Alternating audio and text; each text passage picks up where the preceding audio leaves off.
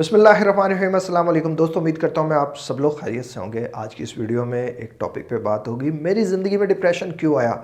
जो भी बंदा डिप्रेशन में आता है वो एक सवाल ज़रूर करता है कि मेरी ज़िंदगी में डिप्रेशन क्यों आया। मेरे बहन भाई, मेरे दोस्त यार, मेरी बाकी इर्द गिर्द के लोग सब ठीक हैं, मैं ही क्यों डिप्रेशन में आया। वो इस एक सवाल को लेके इतना ज़्यादा पैनिक होता है, इतना ज़्यादा परेशान होता है, इतना ज़्यादा डिप्रेस होता है कि वो एक वक्त सोचता है मेरी ज़िंदगी बेकार है, मेरी ज़िंदगी फजूल है, मुझे इसे ख़त्म कर देना चाहिए, मुझे इससे बस चले जाना चाहिए इस दुनिया से। ओ पाजी रुको एक मिनट, वेट करें, चिल करें थोड़ा, इट्स नेचुरल। आता है इंसान की ज़िंदगी में, ये फेज़ भी आता है और ये इंसान का ये जो भी फेज़ है ये इंसान की खुद लाई हुई गलतियों की वजह से होता है। कुदरत है ना, कुदरत, इसके कुछ रूल्स हैं, इसके कुछ असूल हैं, इसकी कुछ परंपरा सॉरी माफ़ कीजिएगा, मैं रे को रे पड़ जाता हूँ। इसकी कुछ परंपरा है, इसका कुछ रीत रिवाज है। आप इस रीत रिवाज को फॉलो नहीं करेंगे ना तो कुछ ना कुछ तो आपको पे बैक तो करना पड़ेगा। ये भी एक नया चैप्टर है जो आपकी ज़िंदगी में आया। इंसान जब से इस दुनिया में आता है ना, उसकी ज़िंदगी में नए से नए चैप्टर आते रहते हैं। वो हर चैप्टर को कुदरत की तरफ से एक्सेप्ट कर लेता है और वो कुछ चैप्टर्स को कुदरत की तरफ से उस तरह एक्सेप्ट नहीं कर पाता क्योंकि वो कुदरत के मामलात में अमल दखल करता है। वो खुद से ही सोचता है कि अब तो मैं बड़ा हो गया हूँ, तो अब मैं कुदरत की कैद से आज़ाद हो गया हूँ। हम में से कोई भी ऐसा इंसान नहीं जो कुदरत की इस बनाई हुई चार दीवारी से निकल के बाहर जा सके, या कोई सोचता है कि मैं ऐसा कुछ कर सकता हूँ, तो वो गलत सोचता है। कुदरत ने जब आपको माँ के पेट से बाहर निकाला, आप बिल्कुल छोटे से, कमज़ोर से, मासूम से, चुन्ने मुन्ने बच्चे थे। आहिस्ता आहिस्ता अल्लाह ने आपको दांत दिए, आपको चलना सिखाया, आप चले। फिर क्या हुआ, कुछ वक्त गुजरा, आपने दौड़ना शुरू कर दिया। जो चीज़ें आप पहले नहीं खाते थे, आपने वो चीज़ें खानी शुरू कर दी।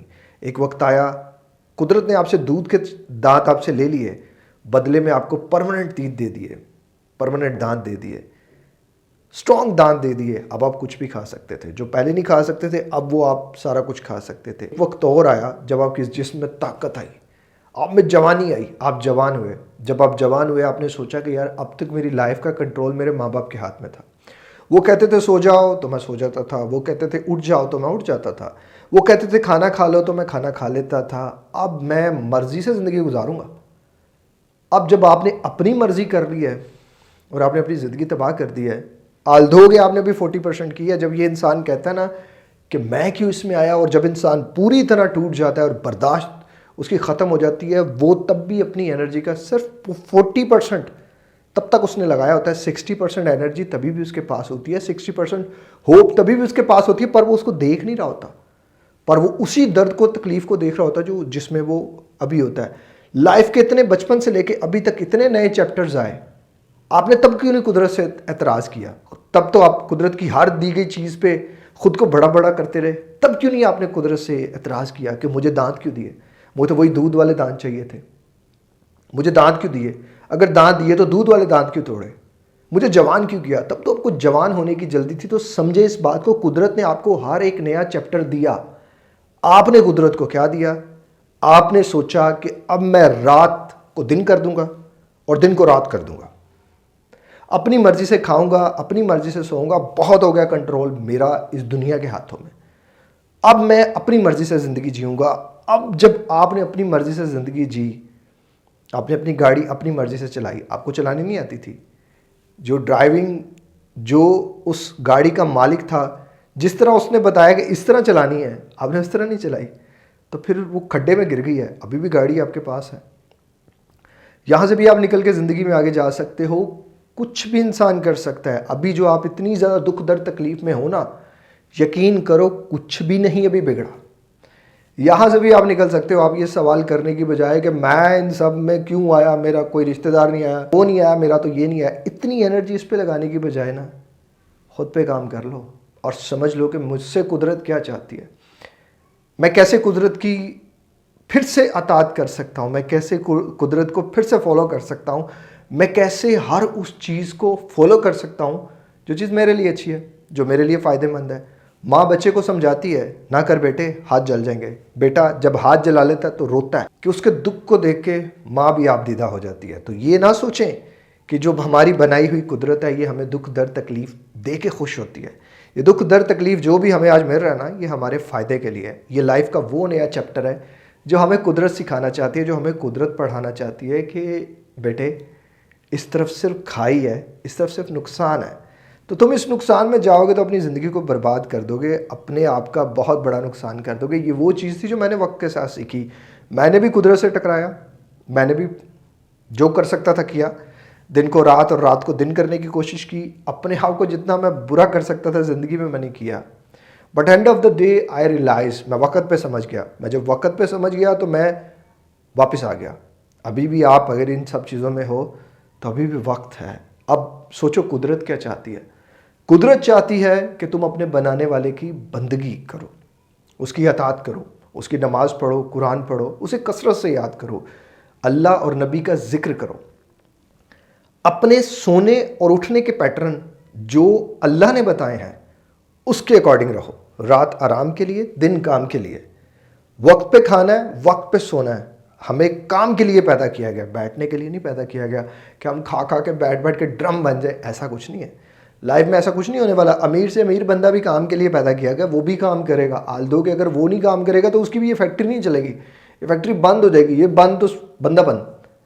तो आपने जितना कुदरत के ख़िलाफ़ अब तक आप जा चुके हो ना, अभी से तौबा कर लो, अभी से माफ़ी मांग लो। कुछ भी नहीं बिगड़ा, अभी भी आपका इतना डैमेज नहीं हुआ कि आप समझो कि मैं तो लुट गया, मैं तो मर गया। कुछ भी नहीं हुआ। अभी भी वापसी का रास्ता है। वापसी के रास्ते तब तक खुले हैं जब तक आपकी आखिरी सांस आपके पास है। जब आखिरी सांस भी निकल गई फिर तौबा कौन करेगा, फिर तो तौफीक ही चली गई। तो लाइफ में डिप्रेशन हमेशा हमारी गलतियों से आता है, हमारी उससे आता है, जेनेटिकली भी होता है, लेकिन हमारी गलतियां ज़्यादा होती हैं। हम सेंसिटिव नेचर तो होते हैं, सेंसिटिव नेचर लोग ज़्यादा डिप्रेस हो जाते हैं, जल्दी परेशान हो जाते हैं, लेकिन हम खुद पे काम नहीं करते।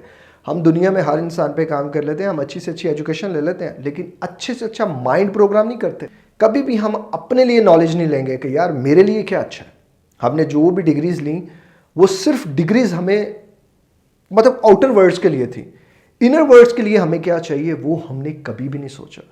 और जब तक हम ये नहीं सोचेंगे हम ऐसे डिप्रेस रहेंगे। लाइफ में प्रॉब्लम्स जो हैं वो ज़िंदगी का हिस्सा है, ज़िंदगी नहीं है। आपकी ज़िंदगी में जब भी प्रॉब्लम्स आती हैं इट्स मीन कि आपकी ज़िंदगी में एक नया चैप्टर आने वाला है। मैं इस बात को बहुत देर बाद समझा कि लाइफ में जब भी प्रॉब्लम्स आती है ना, हमें कुछ सिखाने के लिए आती हैं। वरना मैं भी बचपन से सुनता आ रहा था कि जिसकी ज़िंदगी में प्रॉब्लम आती है, परेशानी आती है, बस उसको तो ले डूबती है, ये होती है, वो होती है।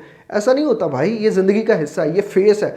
आज जो आप इतना ज़्यादा इसको लेके परेशान हो रहे हो, डर रहे हो ना, इसको रिलैक्स हो जाओ, नॉर्मलाइज हो जाओ। ये नॉर्मल होने वाली स्टेट है, क्योंकि ये ज़िंदगी जो है ना इसमें परेशानियाँ आनी है। ऐसा कोई बंदा नहीं है कि जिसकी ज़िंदगी में परेशानियाँ नहीं होंगी, जिसकी ज़िंदगी में डिप्रेशन नहीं होगा।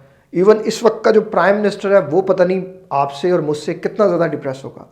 पूरी दुनिया में लोग आपसे और मुझसे कितने ज़्यादा डिप्रेस होंगे।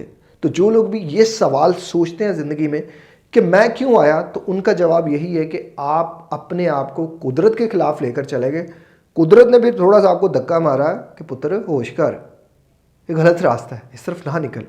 तो अपना रास्ता भी से वापस आओ। ये रास्ता तुम्हारा, यही रास्ता मंजिल की तरफ जाता है, तो अपना रास्ता ठीक कर लो। और जब तुम अपना रास्ता ठीक कर लिया, इंशाल्लाह तुम्हें मंजिल लाजमन मिलेगी। अगर तुम सोचते हो कि नहीं जी नहीं, मैं तो ऐसे ही रह के ठीक हूँगा, ऐसे ही करके ठीक हूँगा, तो फिर भाई बैठे रहो।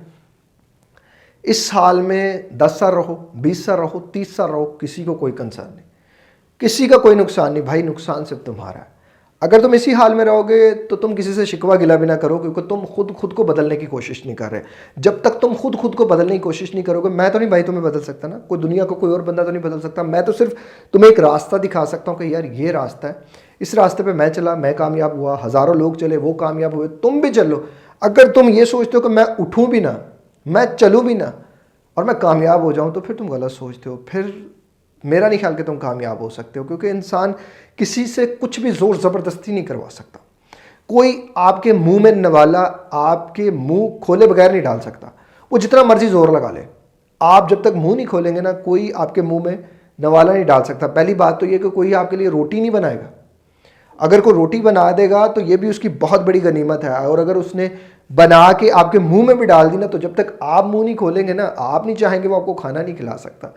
तो लाइफ में जितनी भी प्रॉब्लम्स अभी तक आई हैं, रिलैक्स हो जाएं, it's a part of life not a life. इन पे काम करें, इनको बेहतरीन करने की कोशिश करें, इंशाल्लाह अज़ीज़ वक्त के साथ साथ आप ठीक हो जाएंगे। वीडियोस फॉलो करें, जस्ट वीडियोस को फॉलो करें, डोंट वेस्ट योर टाइम कि मैं ये भी कर लूँ, मैं वो भी कर लूँ, मैं इसकी भी सुन लूँ, मैं उसकी भी सुन लूँ। जब तक आप इस चैनल पे हो सिर्फ मेरी सुन लो, थोड़ा सा वक्त मुझे दे दो, थोड़ी सी ज़िंदगी अपनी मुझे दे दो, देखो इंशाल्लाह तुम कामयाब हो जाओगे। अल्लाह आपके लिए और हम सब के लिए आसानियों वाले मामलात रखे। अपना बहुत ख्याल रखिएगा, मुझे दुआ में याद रखिएगा। मिलते हैं किसी और वीडियो में किसी और टॉपिक के साथ। अस्सलाम वालेकुम, अल्लाह हाफिज़।